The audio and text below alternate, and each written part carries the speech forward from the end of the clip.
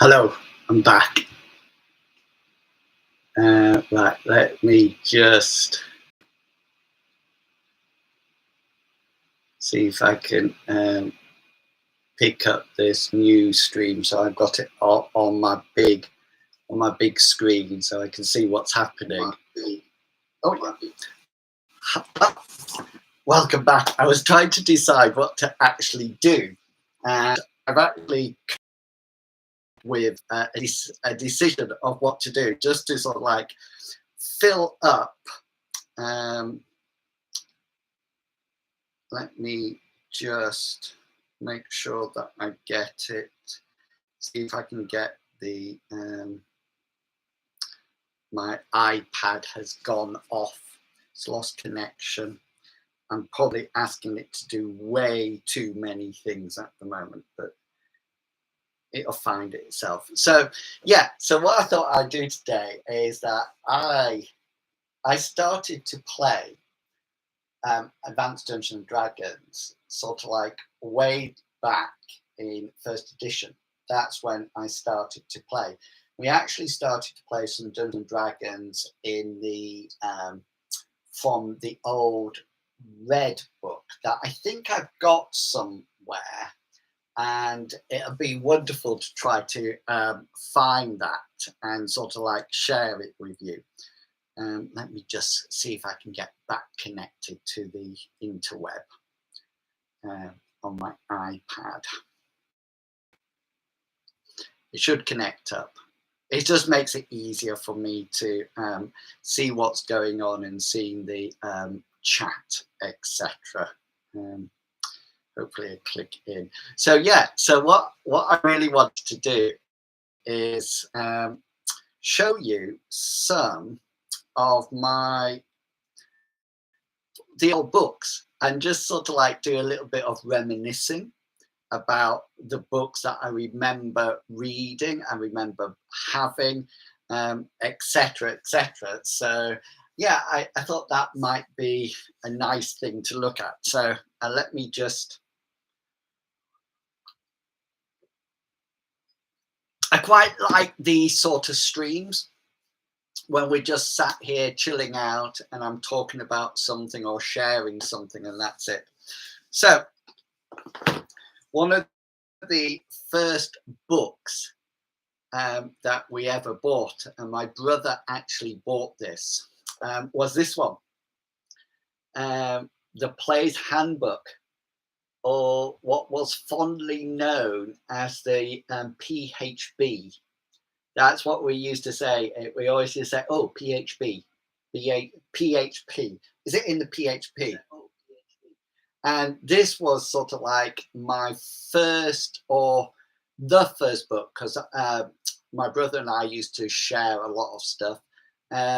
It probably was the first book, Advanced Dungeons and Dragons book, that we had that actually moved us from the basic Dungeons and Dragons to the advanced set. And this was such a huge change. It really was, because, and if you're in the chat, you might know the answer to this, but in the basic Dungeons and Dragons, there was definitely, as far as I'm aware, we could be elves. Elves were an actual class. Elf, dwarf, half elf, rogue, thief, magic user, cleric. I think that was it. I'm not too sure whether or not in the basic set there was one or more of those. I'm not too sure. I can't remember. I need to get it out. I'll get it out and share it on one of these streams with you. And that was it. That was it. And a dwarf was a race. It wasn't just a race. It was a class.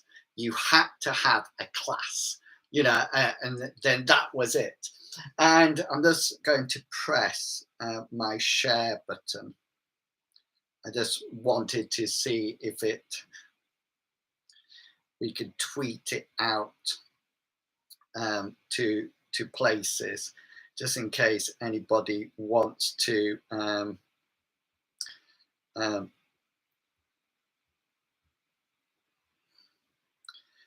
come along and watch us, which would be fantastic. And then all of a sudden, we went from this system that had no races. It was just classes, and dwarf was a class. And I can remember to this day that the first character I made up was Thorin. Now, I think the real one is Oakenshield, and I think I was called Thorin Threadbare or Greybeard or something like that. I sort of like thought, wow, what version of the basic game did you start off with? Yeah, Paul. It was in a red box. It was in a red box, and inside there was a red booklet. And I can tell you what it had on in the front. It had a little dwarf fighter with a round shield and a spear, and a female magic user, scantily dressed, holding up a torch. And that was sort of like the first sort of like basic. It came in a box. I remember it came in a box, and we got a module with it called Caves of Chaos, I think it was called. And I remember that I bought the box set for £8.50. That's how much I bought it for. And I know that because my mum was really cross because I bought it going up to Christmas time. And I remember her saying, I'm not lending you any money to buy Christmas presents for anybody else. And then that was it. But I spent it for my own money. Yeah, so I'll need to get it out. I will get it out. I'm just going to sit back and show you. So yeah, so Player's Handbook, PHB, massive change from the red box to this. All of a sudden, races were different to classes. You had a race and you had a class. And I remember looking through this, and it's interesting because it smells old, if that makes sense. And can you see the pages are actually like they're not pure white, if that makes sense. They're not pure white. And this was a real expansion from the basic set to the advanced set. And I remember it so clearly. And, you know, always looking at the pictures and the line art that was in it and thinking, wow, that is so good. That PHC's, do you know, it has, it really has. And it was absolutely amazing. I remember it so clearly, giving us so much joy in just making characters. We were actually spending time making characters, and you would play one character, and then you would make up another character. And I think there were rules for, I was just looking there, and I'll try to get it close to the camera. In here, there was even multi-classed characters. I don't know if you can see it. And all of a sudden, I could be a cleric fighter magic user, a cleric thief, you know, and a fighter illusionist. Illusionists were new. I hadn't seen any illusionists, you know, anything like that. So, and I remember my favorite picture. I had a couple of favorite pictures, and I'm going to hold them up to the camera so you can see.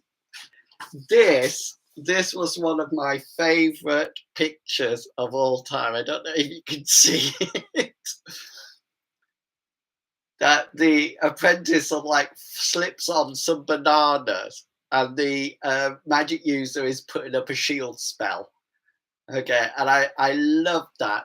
And that shield spell was also mirrored in one of my favorite Let's see if I can find it.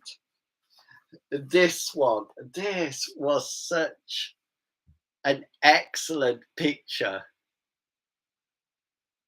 I used to love that picture. And to be honest with you, I always thought that magic users could put this shield up and it stopped all those missile weapons. And of course it didn't. All it did was that it changed the armor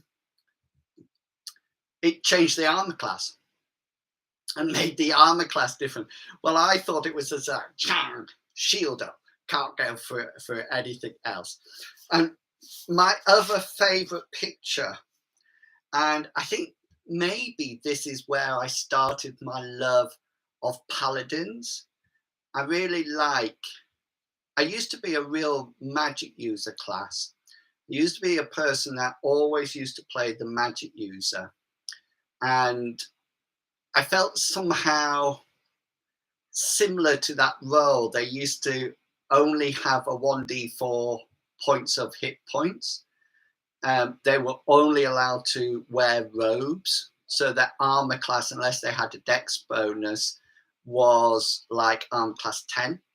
They had very restricted weapons. You could have a staff, darts, or daggers, and that was it. And I think, well, I know when you first started, first level magic user, you had one spell. Now, this is way before cantrips. There was nothing about cantrips at all. You know, you had one spell. And really and truly, you sort of like went around the whole dungeon, because in those days, it was a dungeon crawl. It was Dungeons and Dragons, you know, so there was a dungeon and at the end there was a dragon, you know, and it was just like no other thing at all. And I remember so clearly that you either took magic missile, so you could have a chance of hopefully hitting something and killing them, or sleep. And that was it. You know, you didn't take any other spells, or burning hands. And one thing that I always remember about the burning hand spells, it was very clear what you had to do. And you had to put your hands together, your thumbs together, and fire it out like this. This is what you had to do. And that was absolutely, you know, the be end and end all. And even going into MMOs, I still wanted to play the spellcaster. But recently I've moved away from that onto more paladin-like characters, heavy armor. And this picture, the number of times I looked at this picture and took inspiration from it. I don't know if you can see it. Absolutely fantastic. This idea of this paladin standing alone against the demon horde, you know, battling them down one at a time. Absolutely unbelievable. And I was so interested in making these characters. And I just noticed that every character, I must have made one and then gave it a tick. Let me see if I can you see it says cleric, tick. So I must have actually gone through and actually made a character class, or, you know, every single one. There was I really love, and I saw this rogue picture before, but there was so many things. This was another favorite image. This one is mirror image. I don't know if you remember the spell. Just down there. Let's see if I can get it on. I just love that. I just loved it that all of a sudden, chunk, there was 3 or 4 of you. So yeah, so this book, lots of love. Really spent hours reading it. I can safely say that I've probably read every single word in this book. And even if I didn't have to read it, I've read it, you know. And I used to spend so many days, very fond days, very enjoyable days, just reading the books, reminiscing about things, thinking about adventures, and etc., etc. Now, this book did have assassins in, which I'm not too sure whether or not you could be an assassin in 5th edition. I think what you generally are now is that it's almost like a school of a rogue, rather than anything else. I think that's what it is now. Well, you used to be able to be thieves and assassins. There used to be 2 separate classes.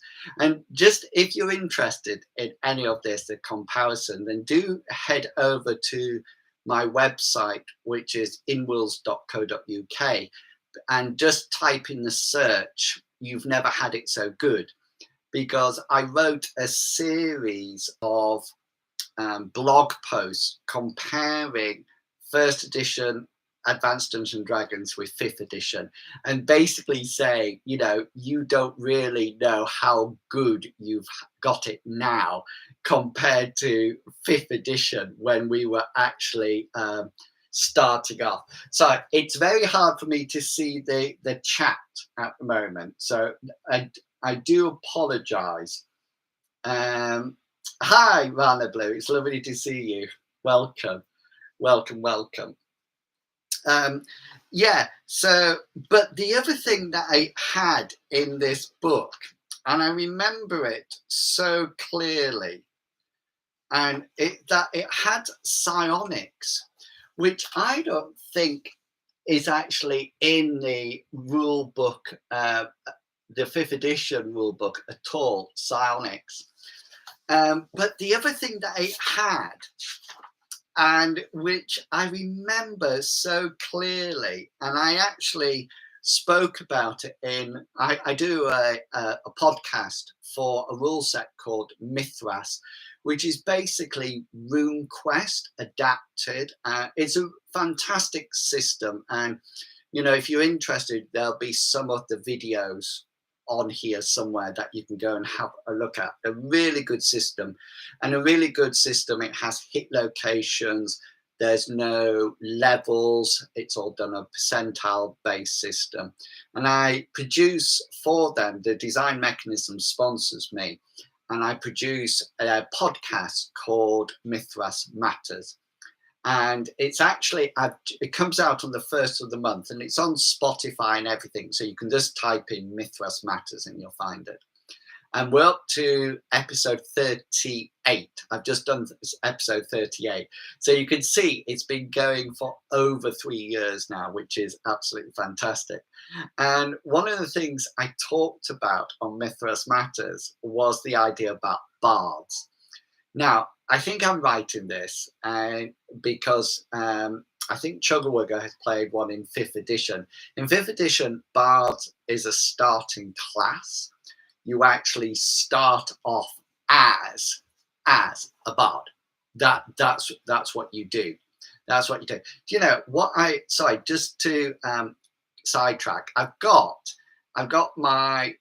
the me on the big screen on my telly. And what I really would love to have on it is the chat as well. And I'm just wondering whether or not there's a way. Right. Live chat. I've clicked the button. Let's see what happens. Oh, I know you can. I've got it on my telly.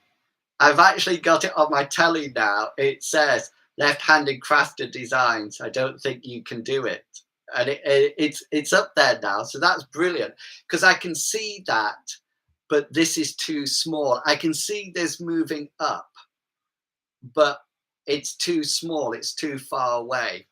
So yeah, and that saves me putting it on there. Oh, it is. It's really nice. I don't want to turn the camera around or anything like that. But so, yeah. So one of the things that we used to have, let me take a quick swig of coffee. And thank you for coming along. I really do appreciate it. And I really I think I'm going to do a series of this, but only do it as a live stream, I think. I'll see what happens. Anyway, the other thing that came out with first edition Advanced Dungeons and Dragons was a Bard class. And it had a Bard class, but unlike 5th edition, when you can start off as a Bard, that was not possible in Advanced Dungeons and Dragons first edition. It really was not.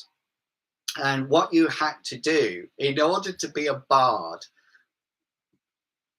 you had to start off as a fighter and level up to a fighter between 7th and 9th, I think it was. And at that point, you had to go back down and start leveling up as a rogue, a thief, until roughly the same level again. And then what you had to do was go back down to first level and become a bard. And so honestly, it was such a long process. I mean, I must admit, I made up a bard by cheating and not leveling up the other levels, because I just wanted to see what it was like to actually have one. And one of the things I remember is that if you went up, it was a huge amount of work. It was a huge amount of work. And one thing what happened was that every time when you were leveling as a fighter, you would get up to 7th level, change to a rogue or thief, but keep your hit points. So you had first level characters walking around with, I mean, normally it would be in single digits with sort of like 56 hit points or something like that, because you always kept the hit points until you passed your level. So it was a huge amount of work and something that I never achieved ever, making a bard. And it was something that I never actually achieved, apart from faking it and sort of like making it up, which it was interesting. I enjoyed it. It was an enjoyable thing to do. The other thing that I wanted to draw your attention to were some other things that were in the back of the PHB, the Player's Handbook. And the first thing, there was this, which was a lovely description of alignment, which was absolutely brilliant. I loved it. And the other thing that was here was the planes. Okay, so where, where the planes were for interplanet, not like space, but for working along to go to the 9th plane of hell and things like that. And that was all in the back. And it's interesting. Okay, then this is really interesting. I sort of like got to the back of the book, and there's talk about treasure and saving up treasures. I always wonder what I am. I would like to think chaotic neutral. Yeah, I think I'm very logical and stick to the rules. I know something that I have real issues with is making exceptions to the rules. So I think I would probably be lawful. Lawful good sounds a little bit too extreme for me. I think I would probably be lawful neutral, but I definitely think I would have lawful in it. And anyway, in the back, there's two things that I wanted to show you. The first thing is there's a list of books. And can you see I've ticked off the books that I've bought or we've had? You see I've actually started, and down at the bottom there's a modules. And so I like ticked off the modules. So one of the things that there was the Steeding of the hill giant's chief, glacial rift of the frost giant Jarl, hall of the fire giant king. And I've actually ticked it off, and it's interesting. S1 was Tomb of Horrors. And I don't know if you've read the book Ready Player One. It's not in the film, but in the book Ready Player One, it actually talks about the Tomb of Horrors, which was actually an Advanced Dungeons and Dragons dungeon, and it was absolutely unbelievably difficult. It was super hard. It was full of traps and everything like that. And the other thing is, and I don't know what was there. I don't know if you saw it, but there's a page ripped out. There's that, you can actually see a little bit of it there. Can you see? There's a page that was in there that has gone. Well, actually, this is it's more than one page, because the book pages go from 122 to 127. So 3, 4, 5, 6, there's 2 pages missing. And I have no idea what those 2 pages are. And I've just thought now what I should do is check the contents page. But the contents page stops at page 122. So I really and truly have no idea what was on those other books, on those other pages. Maybe a character sheet. It might have been a setup for a character sheet that I could remove and use, or something like that. But I think it's obviously, I really love the rules, and I can safely say, and I think this is something that's different, that's changed a lot. When I was growing up and we're playing Dungeons and Dragons, 2 things. Number one, you were always classed as demon worshippers and things like that. There was no sort of and we were talking on my gaming stream this afternoon about inclusion and exclusion. And it was definitely, if you play Dungeons and Dragons, you were making pacts with the devil. That was it. There was no other explanation. You were shunned. You were saying that it's really bad. And I remember something very clear in my mind. And we had finished exams at school. So I was at my grammar school. We had finished exams. And whenever you went to a lesson, the master or the teacher would be marking your tests. And you had to bring something to sort of chat about. Okay. And one of the things, to read, sorry, I had to bring something to read. And I remember bringing the basic rule book to school to read in a French lesson. And I remember to this day that I was reading about finding secret doors. That's what I was reading at. And we always used to sit in long, I'm just going to hold this up so anybody who comes into the chat can see what we're talking about. There used to be long rows. And I remember so clearly that I got this book out, the rule book out, and started to read it. And the lad behind me sort of had said something like, oh, look what you're reading. Why are you reading that? And he sort of made fun of me, and I sort of put it away. And because I was so embarrassed, I just sort of put it away. I remember him saying, "Don't worry, I won't tell anybody." And I thought, wow, we've really come on a long way from that idea that, playing Dungeons and Dragons and role-playing games and things like that was really bad for you, to this stage that all of a sudden there's a thriving community on both Twitch and Twitter and Facebook and everything. Huge supportive community that I love.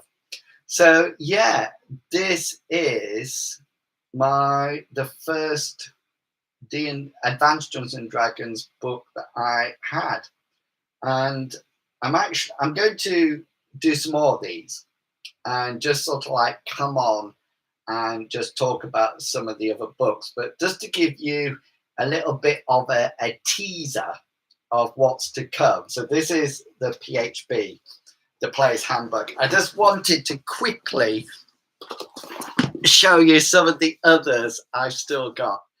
So this, of course, was the DMG, Dungeon Master's Guide. Fantastic book. We'll talk about that.